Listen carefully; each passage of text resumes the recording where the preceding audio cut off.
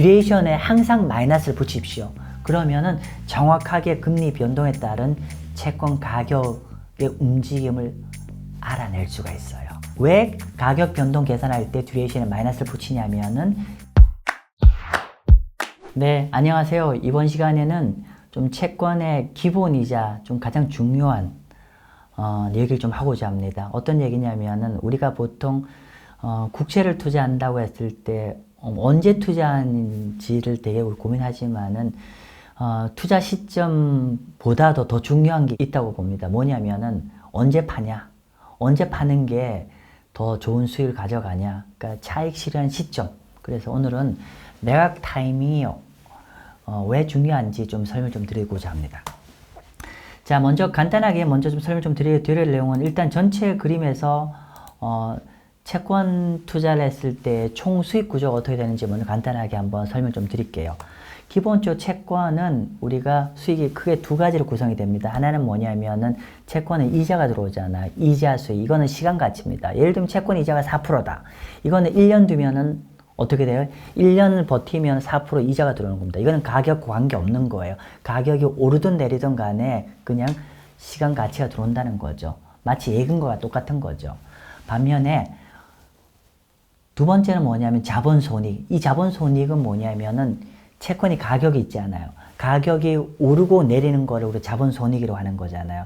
채권을 샀는데 산 가격이 예를 들면 100원인데 중간에 보니 어떨 때는 이게 산 가격 아래로 떨어져서 한 95원 된다. 그럼 한 5% 손해를 볼 수 있고, 또 반대로 산 가격이 100원인데 어떨 때는 이게 105가 될 수가 있죠. 이때는 우리가 자본 차익을 얻는 거고 밑에는 자본 손실을 얻는 건데 어쨌건 간에 채권 가격이 움직이는 걸 우리 자본 손익이라고 하잖아요.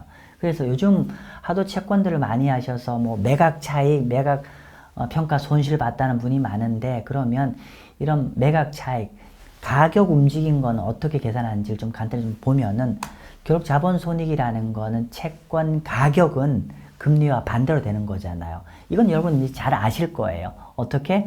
채권 가격은 금리와 반비례 관계다. 이제 아실 겁니다. 그죠? 그래서 우리가 내가 채권을 샀는데 시중금리가 올라가면은 내가 들고 있는 채권 가격이 좀 평가 손이 났겠다라고 생각하실 거고, 반대로 내가 투자한 이후에 시중금리가 쭉 내렸다?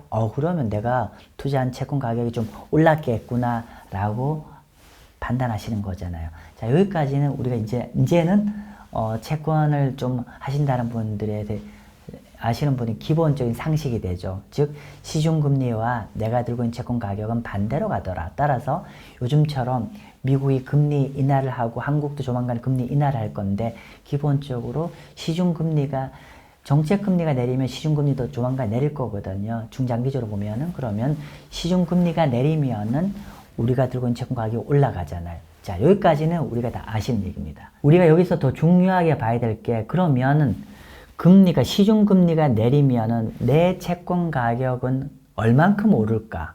또 반대로 시중금리가 올라가면 내가 들고 있는 채권 ETF, 또 개별 채권, 채권 펀드는 또 반대로 얼만큼 또 평가 손을 볼까? 이런 게 좀 아는 게 중요하시잖아요. 우리가 주식을 투자하면은 되게 심플하잖아요. 우리가 예를 들면은 주식으로 치자면 우리가 주식에 베타라는 게 있어요. 베타라는 게 있는데, 예를 들면 우리가 코스피 인덱스를 투자를 하면 지수 올라간 것만큼 올라가면 내가 들고 있는 자산도 1% 오르고 1% 빠지면 1% 깨지잖아요. 되게 심플한데 채권은 뭐 그런 거 없을까? 궁금하시잖아요. 그게 바로 오늘 제가 지금 드리고 싶은 듀레이션입니다. 이 듀레이션을 여러분이 아시면은 시중금리가 움직이는 거에 내가 투자한 채권, 개별 채권도 될 수 있을 것이고 채권 펀드도 될 수 있고 채권 ETF가 내가 들고 있는 채권이 얼만큼 가격이 움직였는지를 우리가 증권사에 우리가 시스템이나 이런 거 안 확인하고도 이미 우리가 대략적으로 바로 판단할 수가 있어요. 그게 바로 듀레이션입니다. 그래서 그럼 듀레이션을 한번 설명 간단히 한번 드려볼게요. 듀레이션은 말 그대로 시중금리 움직이는 금리 변동에 따라서 내가 들고 있는 채권 가격의 민감도입니다. 시중금리가 요만큼 움직이면 내 거가 얼만큼 민감하게 움직이는지를 측정하는 지표이죠. 그죠? 그렇게 되는 거고, 좀 말이 어렵나요? 조금 더 말씀 한번 드려보면은 이 듀레이션은, 이 민감도가 잔존 만기가 길면 길수록 민감도가 더 커집니다. 반대로 잔존 만기가 짧으면 짧을수록 민감도가 줄어들어요. 무슨 말이냐? 똑같은 시중금리가 만약에 1% 움직인다고 했을 때 만기와 잔존 만기가 짧은 거 같은 경우 시중금리가 움직이는 거에 따라서 내가 들고 있는 채권 가격이 크게 안 움직인다는 얘기고요. 만기가 길게 남아있는 채권은 똑같이 시중금리 1% 움직이는데 얘는 굉장히 큰 폭으로 움직인다는 얘기입니다. 또 동일한 시장금리 움직임의 민감도가 다르다는 얘기입니다. 즉 잔존 만기가 길면 길수록 채권의 가격 민감도, 금리에 대한 채권 가격의 민감도가 굉장히 커진다는 뜻입니다. 그래서 잔존 만기가 길어지면 듀레이션도 길어진다. 이렇게 이해할 수 있을 것 같고요. 그리고 또 하나 팁 드리면은 이런 거예요. 자, 우리가 같은 10년짜리 채권이라 가정합시다. 10년짜리 채권인데 하나는 중간에 받는 쿠폰 이자가 한 고쿠폰이에요. 한 4%, 5% 매년 받아요. 반면 같은 10년 만기인데 하나는 저쿠폰이에요. 중간에 받는 이자가 1%씩 받을 거라 가정합시다. 그러면 어느 게 듀레이션이 더 기냐면은 아까 말씀드리기를 잔존 만기하고 만기가 듀레이션하고 영향이 있다 말씀드렸는데 문제는 이 두 가지가 둘 다 만기가 동일하잖아요. 그러면 두 채권, 동일한 만기의 고쿠폰 채권과 동일한 만기의 저쿠폰 채권이 만기가 같으니까 듀레이션이 똑같을 거라 생각을 하실 수 있잖아요. 근데 듀레이션이 다릅니다. 결론부터 얘기하면은 중간에 이자를 많이 받을수록 듀레이션이 같은 만기지만 듀레이션이 짧아지는 효과가 있고요. 반대로 중간에 받는 이자가 적을수록 듀레이션이 길어지는 효과입니다. 즉 극단적인 얘기입니다만은 중간에 내가 10년짜리 채권인데 이자를 한 푼도 가운데 중간에 이자를 안 받는다고 하면은요. 채권의 만기와 듀레이션이 동일합니다. 10년짜리 채권인데 중간에 이자가 한 푼도 안 들어온 채권이라고 하면은 그 10년짜리 채권의 듀레이션은 10년이고요.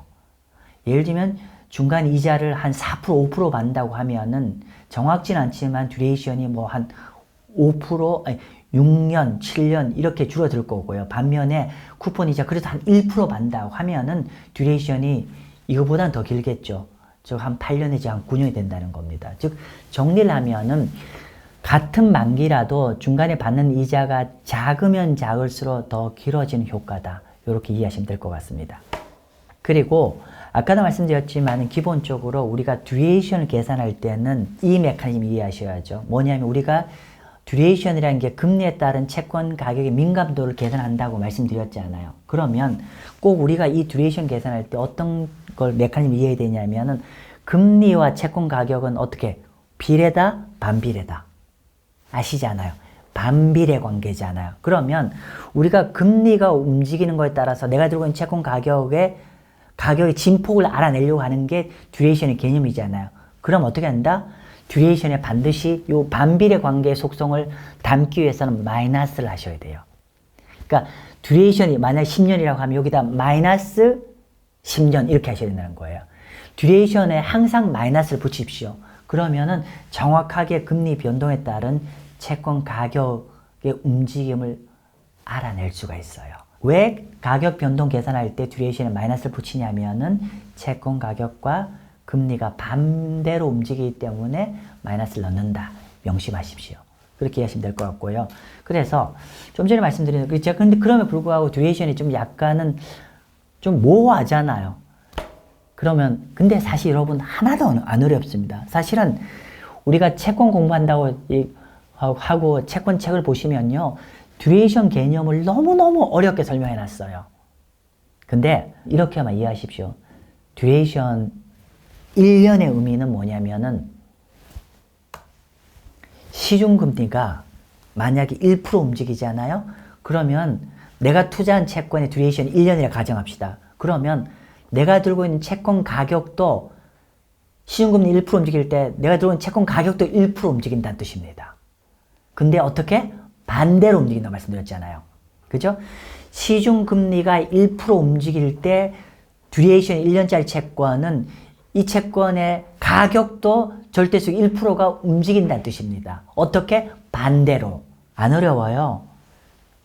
듀레이션 1년짜리 채권인 상황에서 시중금리가 1% 만약에 뜨면 어떻게 되죠? 1% 뜨면은 내가 들고 있는 채권 가격이 1% 깨진다는 의미고, 듀레이션 1년짜리 채권이 시중금리가 1% 내리면은 내가 들고 있는 채권 가격이 1% 절대수익 1%가 올라간다는 의미입니다.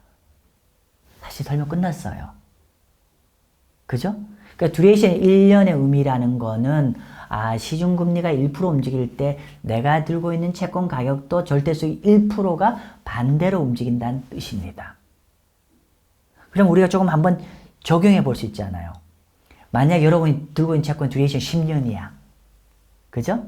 그러면 하나도 안 어려워요. 그건 뭐냐면 시중금리가 1% 움직일 때 내가 들고 있는 채권 듀레이션 10년이라는 건 어떻게? 내가 들고 있는 채권의 가격이 10%가 움직인다는 뜻이잖아요.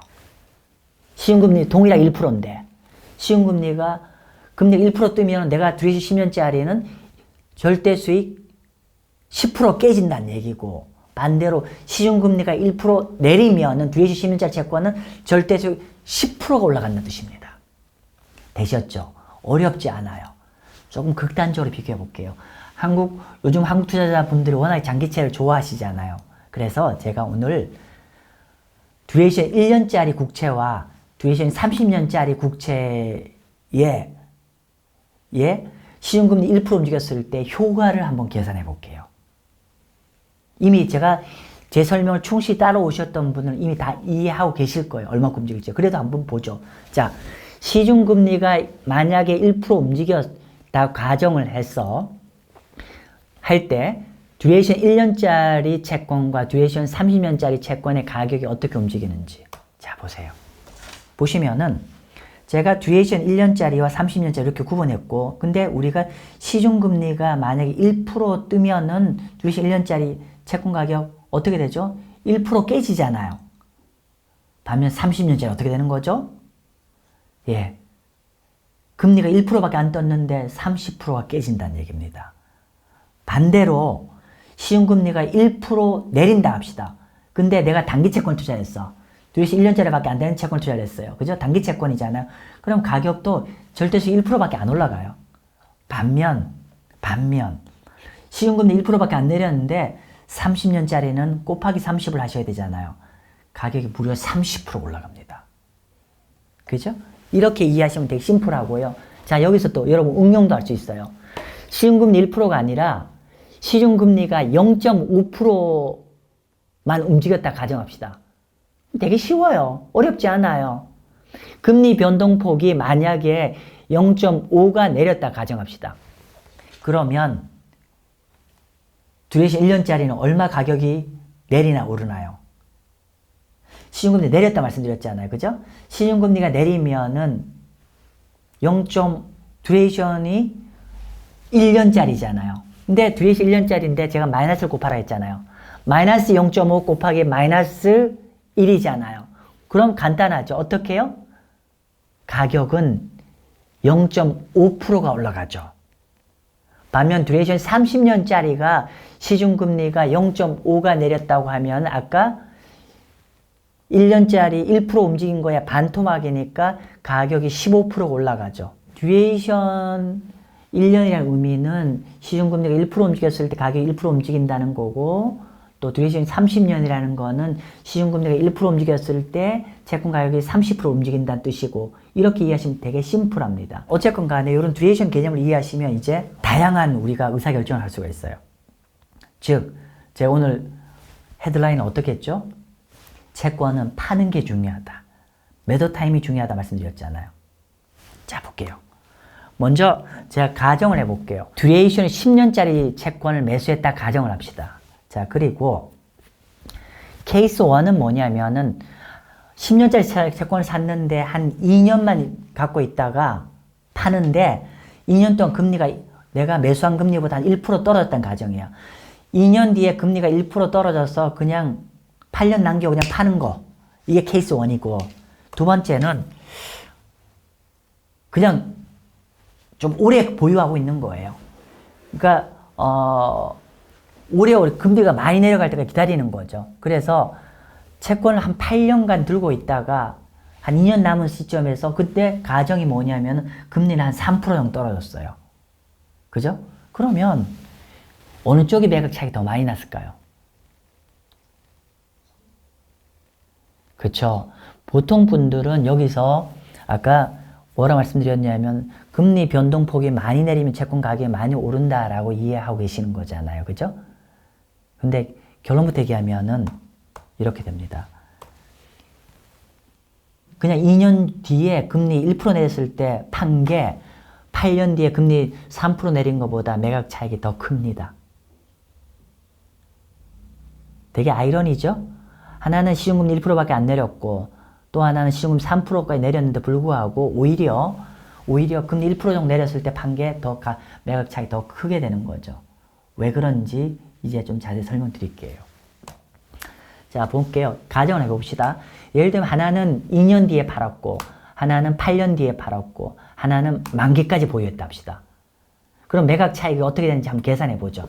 방금 말씀드린 대로 2년 뒤, 첫 번째 케이스는 2년 뒤에 시중금리 1% 때렸을 때 팔은 경우에 매각 차익 계산하는 거. 두 번째로는 이거 뭐 금리 1% 내리는 거나 재미없고 금리 더 내릴 때까지 기다릴게 해서 10년짜리 채권인데 8년 기다렸다 시중금리가 3% 떨어졌을 때 팔은 거.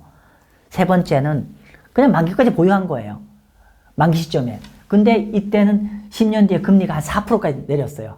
좀 더 많이 내렸어. 금리가 장기적으로 떨어진다 가정을 해본 거죠. 10년 때 만기까지 보유했다가 만기 직전에 팔았는데 시중금리는 내가 처음 살 시점보다 금리 한 4% 떨어졌다 가정합시다. 그죠? 그럼 이거 한번 제가 계산해 볼게요. 결론부터 얘기하면 아까 말씀드린 대로 매각 차익 케이스 1, 2, 3 중에서 뭐가 제일 큰 수익이 났다? 케이스 1입니다. 볼까요? 결론부터 먼저 말씀드리고 설명드릴게요. 케이스 1일 때 2년 그냥 금리 1% 내렸고 2년 뒤에 팔았을 땐 매각 차익이 8%가 플러스 가격이 올랐고요. 반면에 시중금리가 무려 3% 떨어졌는데 8년 보유 뒤에 팔았을 때는 2%밖에 6% 가격이 올랐고요. 반면에 만기 직전에 팔았어요. 근데 시중금리가 무려 4% 내렸는데 이건 매각 차익 거의 없다. 이렇게 됩니다. 결론이. 자, 그러면 왜 이렇게 되는지를 한번 보도록 할게요. 자, 먼저 채권 가격 산식을 보여드릴게요. 이렇게 보시면 됩니다. 첫 번째는 요 이자율 변동. 아까 요 시중금리 움직인 거 있잖아요. 금리 변동폭 곱하기 듀레이션이잖아요. 근데 아까 뭐라 했죠? 듀레이션은 요 앞에 반드시 마이너스를 넣어야 된다 했잖아요. 마이너스를 넣는 이유는 뭐다? 채권 가격과 금리가 반대로 가니까 그 반대 속성을 넣기 위해서 이렇게 한 거다. 이렇게 말씀드리는 거죠. 자, 근데 여러분들이 꼭꼭 명심하셔야 되는 게 하나 있어요. 듀레이션 계산할 때. 듀레이션은 처음에는 10년이지만은 매각 시에 계산해야 될 듀레이션은 항상 잔존 만기입니다. 예를 들면 보세요. 2년 뒤에 팔면 잔존 만기가 8년 남은 거고 8년 뒤에 팔면 잔존 만기 2년밖에 안 남은 거잖아요. 그리고 만기 직전에 팔면은 잔존 만기가 거의 없는 거잖아요. 그 말인 즉슨 만기 직전에 팔면 듀레이션은 거의 0이란 얘기고 2년 만에 판다는 건 듀레이션 한 8년 남았다는 얘기고 8년 만에 파면 만기 2년밖에 안 남았죠. 듀레이션 2년밖에 안 남았다는 거예요. 그래서 여기서 우리가 매각 시에 꼭 고민하셔야 될 거는 뭐냐면은 잔존 만기. 내가 팔고자 할 때 이 채권의 잔존 만기가 얼마 남았는지가 그 듀레이션, 팔고자 할 때 듀레이션 계산의 중요한 포인트입니다. 한번 볼게요.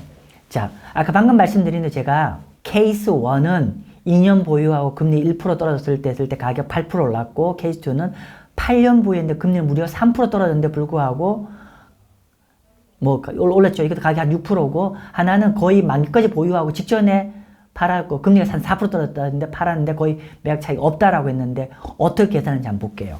자, 보세요. 이렇게 계산됩니다. 자, 볼게요. 첫 번째가 이자율 변동이잖아요. 금리 1% 떨어진다 했잖아요. 1% 떨어지는데 우리가 2년 뒤에 팔았으니까 거의 8년이 남았잖아요. 그죠? 듀레이션 금리가 하락했다니까 이게 마이너스 1%일 것이고 듀레이션이 항상 제가 마이너스를 더하라고 했잖아요. 그럼 잔존 만기가 8년이니까 마이너스니까 8% 가격 올라가는 거고, 반면에 8년 뒤에 팔았다고 했으니까 잔존 만기는 2년 남은 거고, 반면 시중금리는 3% 떨어졌죠. 그럼 마이너스 3% 떨어진 거에 2년 남았으니까 가격이 6% 올라간 거고, 반면에 시중금리 만기 직전에 판 거는 시중금리는 비록 4% 떨어졌지만 잔존 만기에 이제 거의 없잖아요. 제로잖아요. 그럼 당연히 매각 차익이 없죠. 되셨나요?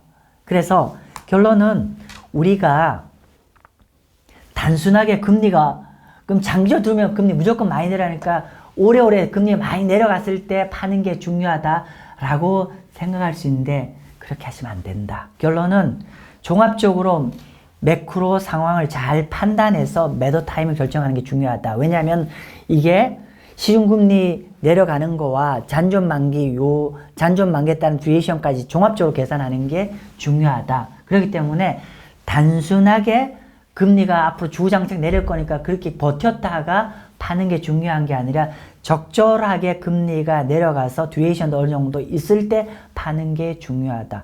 다시 정리하면은 매각 타임 결정하는 게 굉장히 중요하다. 제가 오늘 알려드린 내용이 조금은 어려울 수도 있겠지만은 알아두시면 채권 투자에 큰 도움이 되실 거고, 아무튼 여러분은 채권 투자에 오늘 강의가 도움이 되셨으면 좋겠습니다. 네, 감사합니다.